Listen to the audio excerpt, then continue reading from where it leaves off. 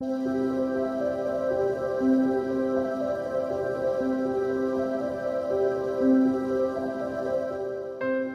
and welcome to my podcast on radical self-love, an Ayurvedic perspective on healing body and mind. My name is Sandra Hayes and I'm a Vedic practitioner, meaning I utilize Ayurveda, yoga and Vedic astrology as well as transformational creativity to help you become a conscious creator of your own life, health and well-being. For more information and for access to my online learning platform, The Little School of Happiness, please go to www.sandrahayes.eu. So before I begin, I just want to go back once more to the concept of frequency, because I think it's actually really important. And also in the Yoga Sutras, Yogaschitta Vritti Nirodha, this very first sutra, or actually the second sutra after Patanjali introduces the subject in this very first chapter. It's among, at least among yoga teachers, a very well-known sutra, but I still think sometimes it's one that is often misunderstood or underestimated, because what it implies is that in fact we are all frequency, we are all energy, and it is our responsibility to change that frequency if necessary, or to harmonize that frequency that we are operating on. It is our responsibility to create harmony within ourselves. And that is very important also because, as is written in many of the Vedic texts, which actually will lead a little bit too far to go too deeply into that right now. But all of life and all of the universe is frequency. And everything we experience in life is a reflection of a certain frequency, just as, radio waves are picking up.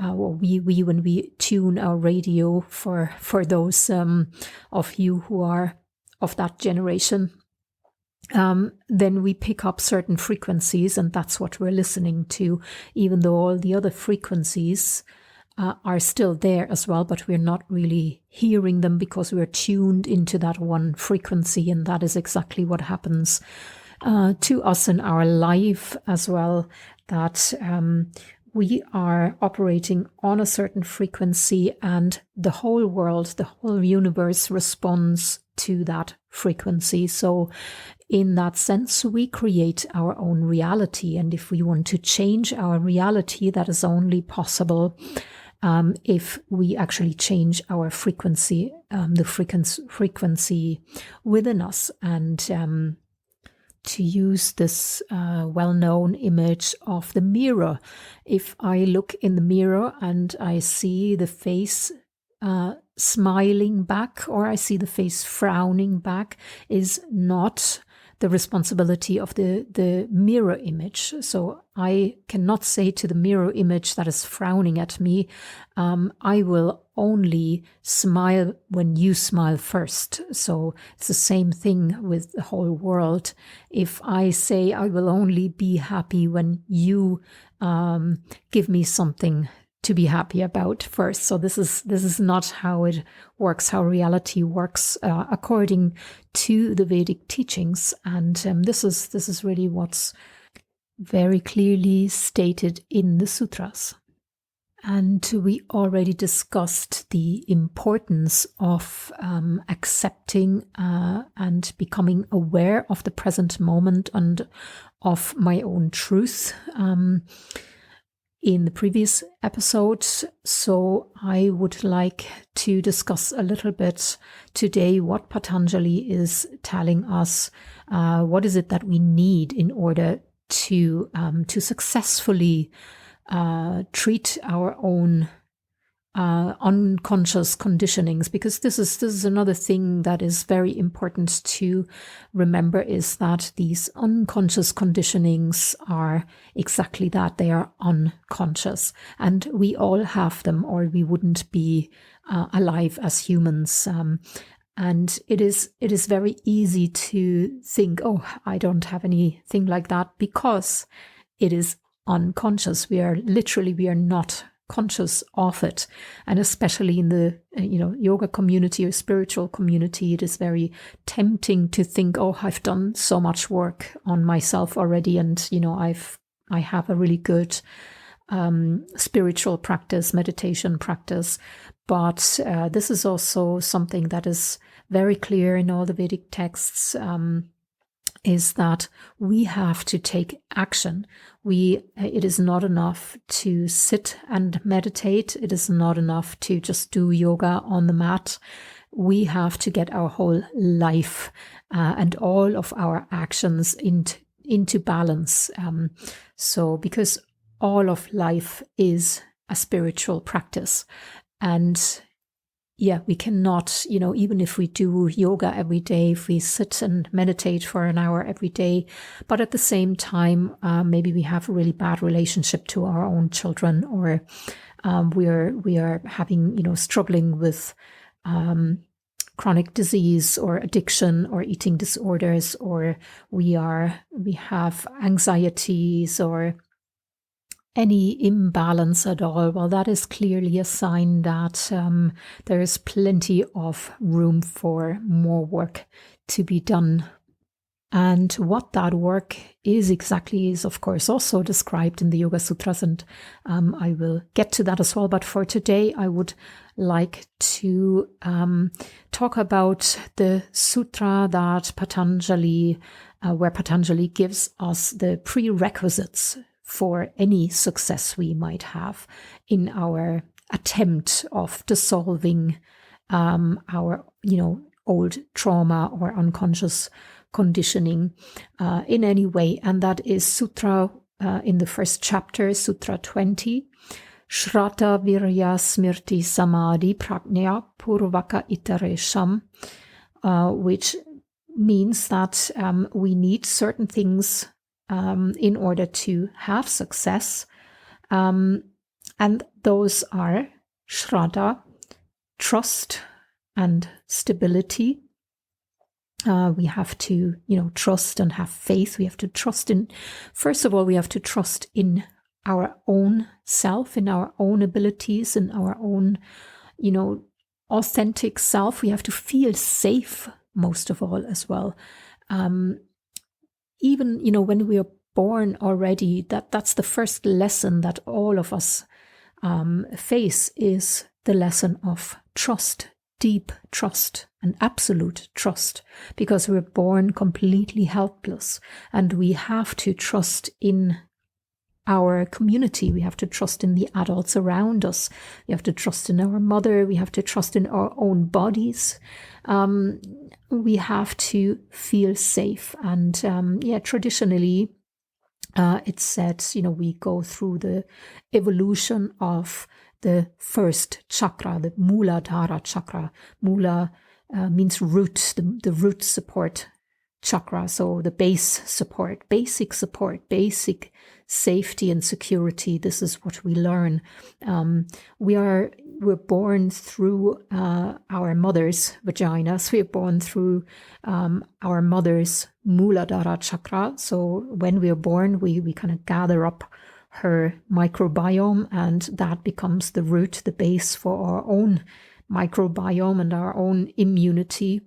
And all through the following years, we go through different levels of developing that trust. And even, when we're adults, everything really rests on that. How much trust can we have in ourselves? How much trust do we have in the world? And, this is really a very earthy, grounding kind of work that we have to do also in the Purusharthas, the Vedic how the Vedas describe basic human needs, the 4 pillars of happiness. The first one is artha, which is physical safety, financial safety, physical health as well. Is, we have to be safe. First of all, that is number one. We have to feel safe. And if we don't in any way feel safe, then we have to work on that, because everything else rests on that feeling of trust and safety and faith. And only then can we, when we feel safe, then we can begin to have courage, and we can begin to be a little bit bold, just like in childhood. When a child grows up in a really good community, safe and cared for, and it doesn't have anything to worry about, then it can become bold. It can kind of go out and play and have adventures and make friendships and explore the wider area, explore relationships with other children. And it can do so on an authentic basis because it feels safe. It feels safe to show itself as it really is, the child. It can just be as it is. And then it can have, the courage to try things out and try herself out or himself out in different ways. We can, begin to be playful. And that's the second thing that Patanjali gives us is virya. Virya is this energy, that strength, that courage, and the ability to play. And also in the Purusharthas, the second basic need that we have is karma. And karma is not only the ability to connect to other people, but also the ability to experience joy. So this is actually something really important that, especially in our society, is often neglected. We don't actually take it very serious, our ability to have joy, to feel joy, to play, to be playful. Sometimes even the opposite. Sometimes we kind of, talk it down a little bit. This is child's play. This is just for children. And this is often a sign, in my opinion, that to go back to the first step, if we cannot play, if we don't have the sense for just, doing something for the sake of feeling joy while we're doing it, then we have to go back and explore our own sense of security and safety and trust in life. Sometimes I feel that as well, when I'm traveling, and sometimes, you come across some place that has a very odd sense to it, as if everything in that place is just about pure survival, and there is no sense of playfulness in this place. There's places that are playful. They have, creative kind of, colors on the house fronts, and they have beautiful shops and flowers, and they have, health food shops and organic shops and spiritual things, and little markets. But then some other places, they seem to be just grey and simply about the most basic. There's only the most basic shop, and it seems to be just about survival. And this is, in every human as well. There are people that, operate on a purely survival mode, and this is a sign. We have to deal with that. We have to try and work on our trust. And often what that means is we have to work on letting go. We have to work on releasing, letting go, because if we can't trust, if we don't have faith, and we don't trust ourselves, or we don't feel safe, then what do? We tense. We tense our bodies, and we also tense up our emotions. We kind of literally dry up emotionally. And this is what we have to then practice to release again, to do deep relaxation. And then we can maybe begin to let things flow again, flow with life, go to the next chakra, the, Swadhisthana chakra, the water-based chakra, where everything is about letting go in our childhood development as well. It's about being playful, about making connection to other people. And once that is healthy, then we can find our own personality. We can find our own, we can find out who are we actually, and where does our life path lead me. And often when I have clients, for example, coming in, because this is quite common to ask for what actually is my purpose.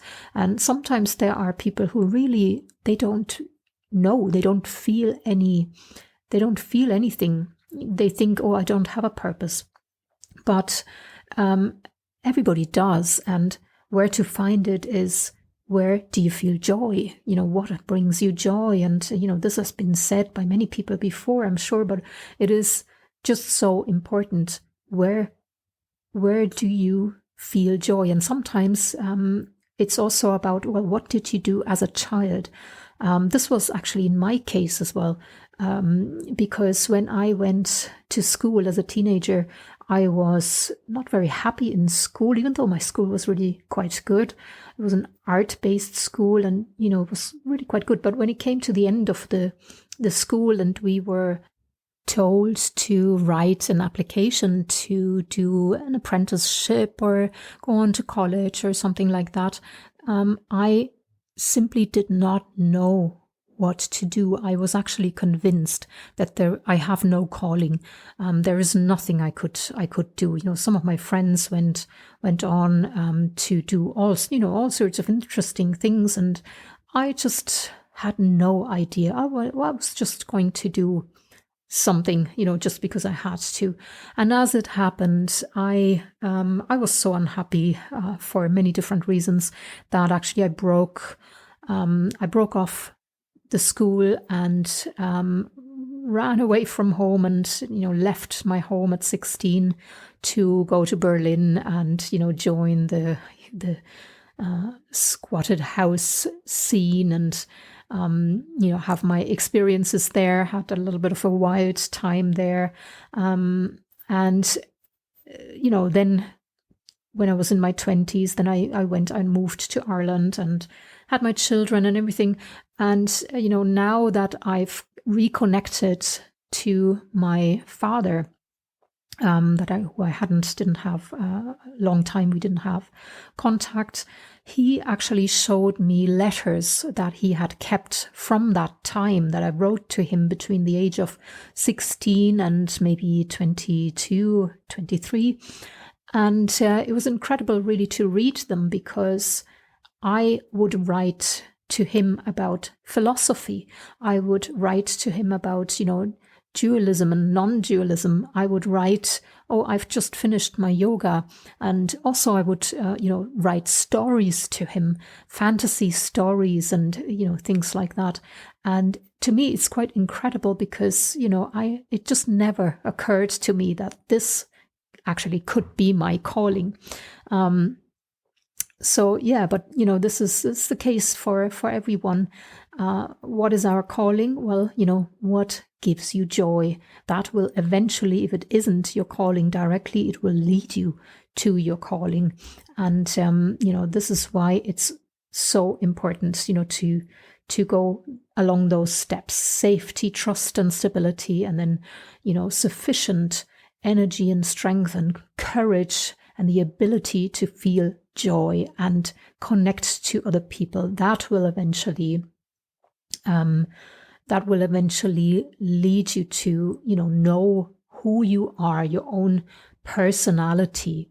And then Patanjali gives us the third prerequisite, and that is smriti. Smriti are memories, or it's the ability to memorize something or to uncover memories. And that's important on many levels as well, because, if we want to be free from any of these, unconscious conditionings, then we have to face them. You have to actually go into the darkness of our unconscious mind and uncover what is hidden there. So sometimes that means old memories, that sometimes that means unpleasant memories as well, memories of something that may have happened to us. And sometimes it even means to go back and address some ancestral very old issues that might not come up as direct memories, but still are stored in our DNA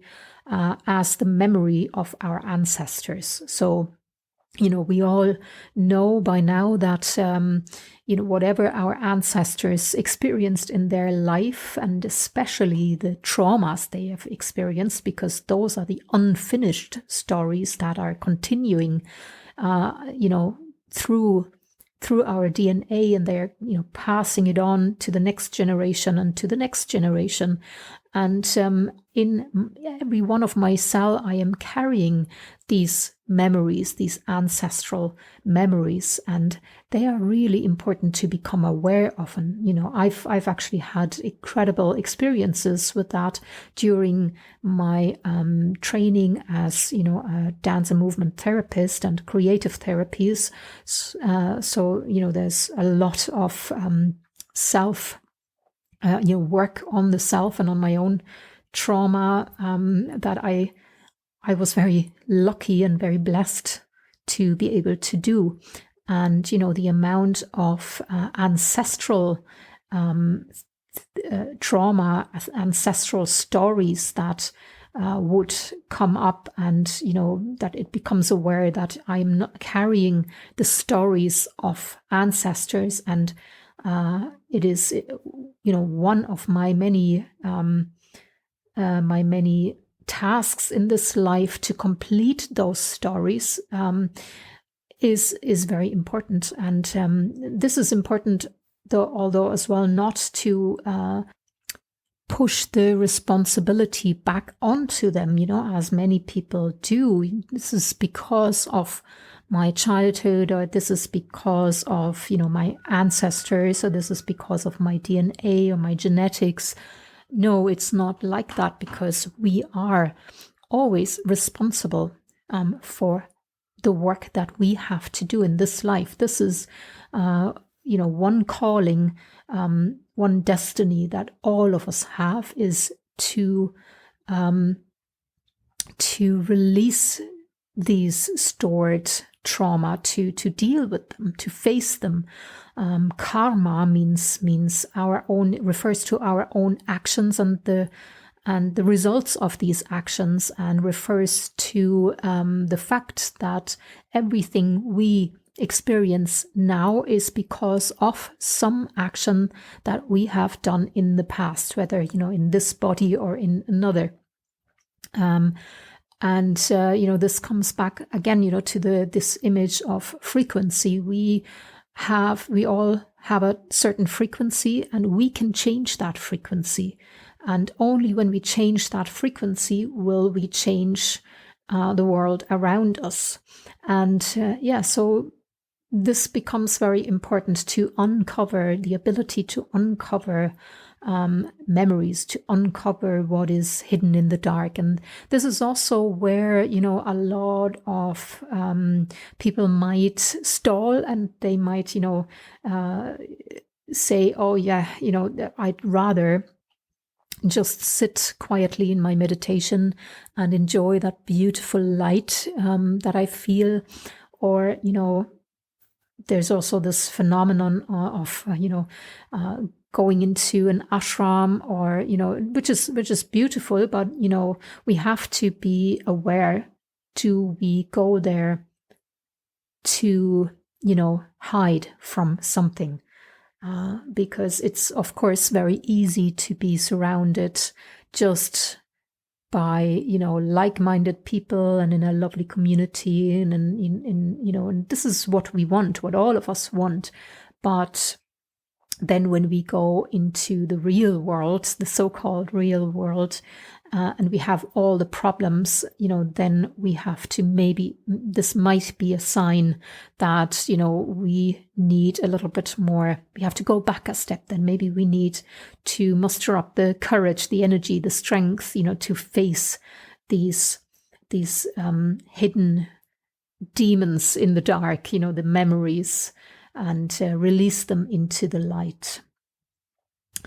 And then the fourth prerequisite that Patanjali talks about is samadhi. And in this case, it's the practice of samadhi. So samadhi, like I mentioned before, it's that state of sameness or harmony of the frequencies.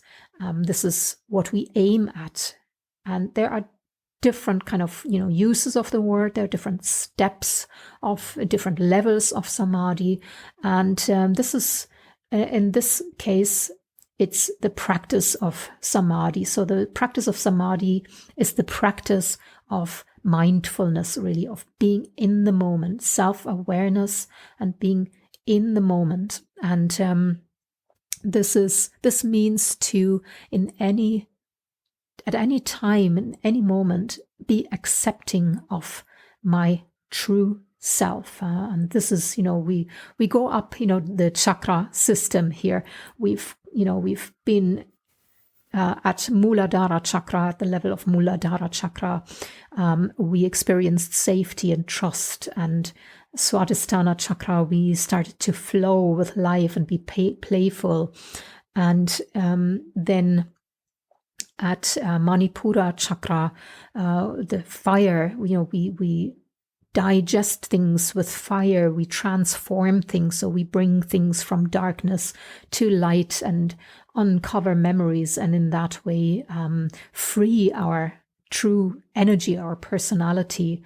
And then we come into the heart chakra, where we integrate and merge the dual emotions that we all have, and come into true contact. And then in the throat chakra, Vishuddhi chakra, we find true expression, the true voice of who we truly are. So it's all about, being authentic, again, being truthful and authentic, and free our true self. And this practice of self-awareness and of mindfulness, that can be done in so many different ways, and we don't necessarily have to sit in meditation, even though many people interpret the Yoga Sutras as a book on meditation, and yeah, you could say that for sure. But if you look, for example, at a child who is engrossed in play, this child is practicing samadhi too, simply by doing something that it enjoys. And this child, as it plays or draws or is outside in nature, is completely in the present moment and merging with her or his surroundings. And we can learn that again too. We can, whatever we do, and Patanjali distinguishes here as well between the different types of people. Some people are more intellectual, some people are more creative, some people are more emotional, and some people are more physical in their nature, and they like to move and be active. And it brings us to the Ayurvedic types again, of course, Vata, Pitta, and Kapha. And no matter what it is to find joy in whatever we do. This is what's going to eventually give us the experience of samadhi, of feeling blissfully in the moment and happy with our true self as we truly are. So maybe we can all do a little bit of that, and rather than taking everything too serious, even our spiritual practice sometimes, maybe let's go back to just simply doing something really joyful, and whatever we do, whether it's our yoga practice or whether it's going to work or meeting with people, maybe we should check in sometimes with our body as well, and how does our body respond to that? Is this really true for myself right now? Does it bring me joy? And also, do I feel safe? And if I don't feel safe, well, there's plenty of ways of how we can try and come back to a sense of trust and safety, whether this is, in some cases through therapy or through deep relaxation techniques or through releasing methods like, TRE, for example, trauma releasing methods, or anything like that. Or yin yoga is a fantastic way to do that. Also, deep relaxation. I've added, an episode for you as well.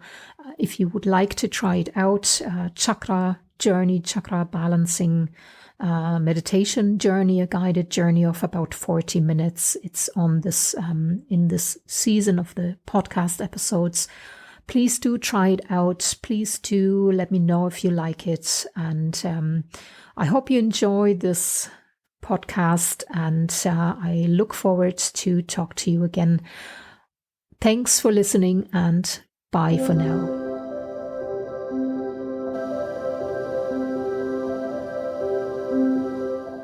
You were listening to a podcast on radical self-love, an Ayurvedic perspective of body and mind, by Sandra Hayes and the Little School of Happiness. For more information and offers, go to www.sandrahayes.eu.